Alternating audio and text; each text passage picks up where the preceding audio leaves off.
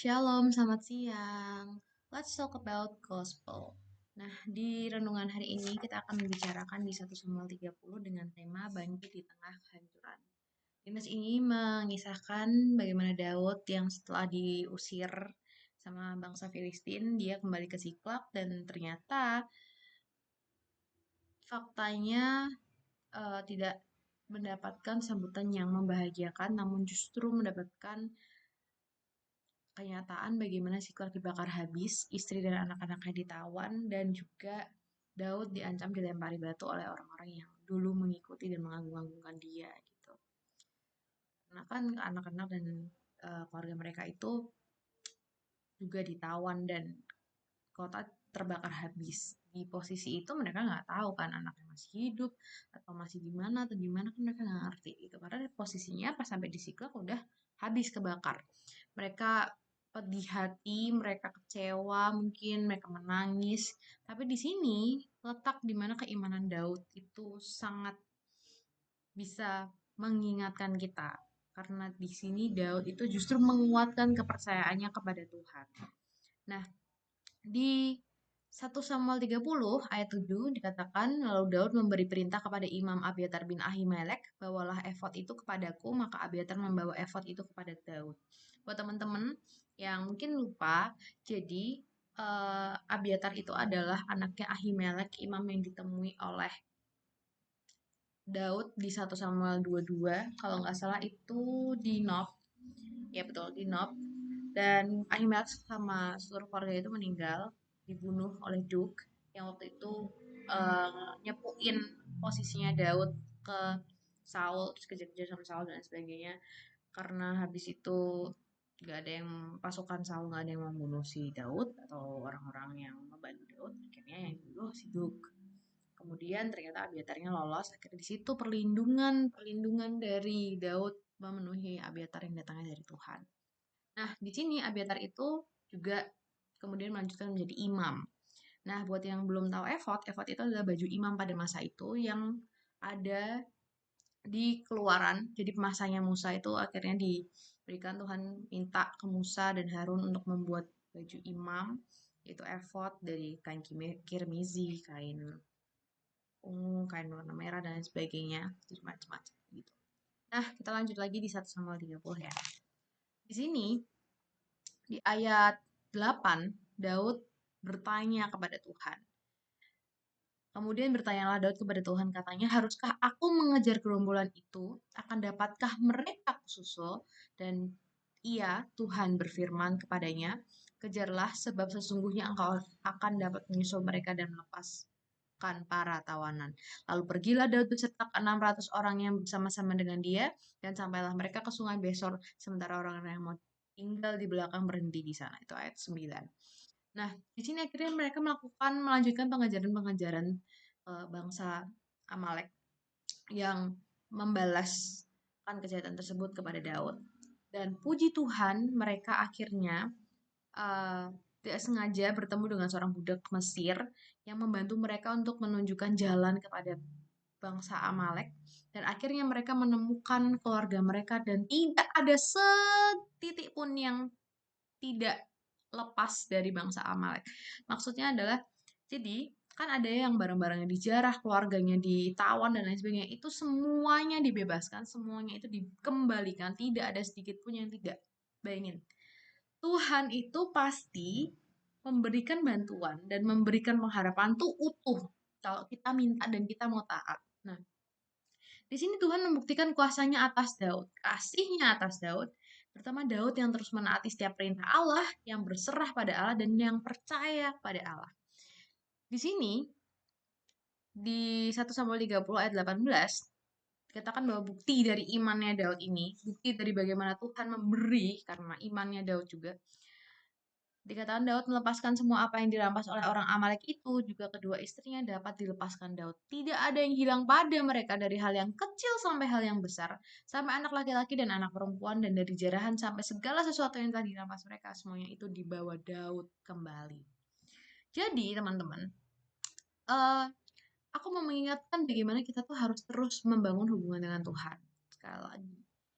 Karena kita tuh pasti Kalau mau tahu Tuhan maunya apa, ya kita harus tahu Tuhan kita itu siapa. Supaya kita tahu visi dan misinya Tuhan itu seperti apa.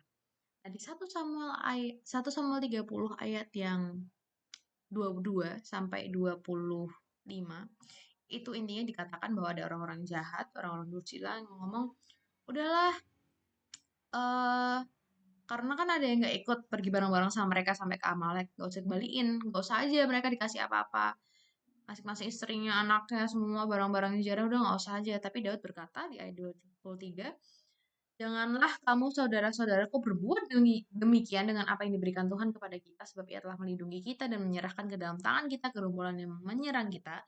Di ayat 24, siapa yang mau mendengarkan kamu dalam perkara ini? Sebagian orang sebagian orang yang tinggal di dekat barang-barang adalah sama seperti bagian orang yang pergi berperang. Itu akan dibagi sama-sama. Dan ayat 25, dan demikian halnya sejak hari itu dan seterusnya, hal itu ditentukannya menjadi ketetapan dan peraturan bagi orang Israel sampai sekarang. Selanjutnya di ayat 26 sampai 31 itu membahas tentang Daud yang mengirim pemberian kepada para tua-tua di Yehuda. Begitu dia sampai ke Ziklag, akhirnya dibalikin semuanya, dikasih ke para tua-tua di Yehuda yang gak ikut untuk bisa memerangi bangsa Amalek di situ. Dari nas hari ini, jujur aku benar-benar disadarkan bagaimana Tuhan itu memakai Daud. Karena sebelum-sebelum itu aku bingung, Tuhan kenapa sih pilih Daud yang waktu itu aku paling ingat saat dia mengambil istri orang. Jadi dia sengaja ngirim panglimanya buat berperang supaya dia bisa ngambil istrinya ketika si panglima ini mati, dan Tuhan murka di situ. Dia akhirnya suruh Nathan buat bisa negur si Daud. Nah, itu yang paling aku bingung, kenapa sih Tuhan tuh masih pakai Daud? Tapi di sini dikasih tahu, Daud ngelakuin dosa, iya. Tapi Daud itu orang yang taat setiap perintah Allah, berserah terus pada Allah, percaya pada Allah, dan selalu mengandalkan Tuhan. Di sini dikatakan, aku ingetin lagi, di ayat yang ke 8 sampai 9, dia bilang ke Abiatar, kasih aku baju efod, aku mau ngomong sama Tuhan. Bayangin, dia nggak langsung yang kayak mikir, yaudah deh kalau gitu kita diem aja. Atau yaudah deh kita kejar aja, tanpa dia bener-bener berdiskusi sama Tuhan. Tanpa dia bener-bener nyari tahu Tuhan tuh maunya apa. Dia bener-bener berusaha ambil waktu di tengah-tengah kondisi yang dia terhimpit loh teman-teman. Dia masih ambil waktu, dia kasih waktunya untuk Tuhan dan mau cari tahu Tuhan maunya Tuhan apa. Aku harus apa? Aku harus ini, atau aku harus apa? Akhirnya aku tahu kenapa Tuhan memilih Daud menjadi raja dan garis keturunannya. Bayangin sampai garis keturunannya Tuhan, Yesus Kristus lahir menjadi manusia, itu sampai situ gitu loh. Nggak cuma jadi sekedar raja aja udah, enggak.